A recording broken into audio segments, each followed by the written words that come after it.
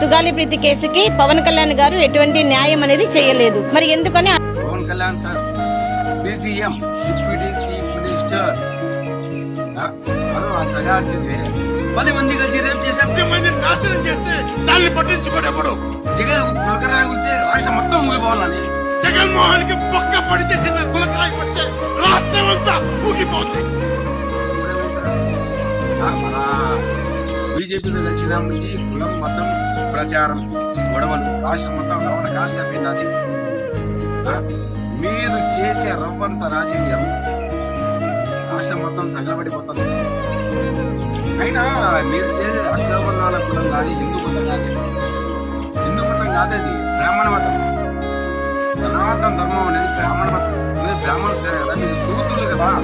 Pawan Kalyan sir మీరు శూద్రులు కదా, మీరు ఎలా ప్రమోట్ చేశారు అలా సనాతని నేనని. I am an unapologetic Sanatani Hindu. మీ ఎమ్మెల్యే అరవ శ్రీధర్ ఒక అమ్మాయిని నడిగి రోడ్డు మీద కొట్టినాడు. దానికి చర్యలు లేవు. మీ కార్యకర్త ఎవరో 6వ తరగతి పిల్లలు చేశాడు. మాది పోలవరం మండలం అండి. మా పాప 6th క్లాస్ చదువుకుంటుందండి.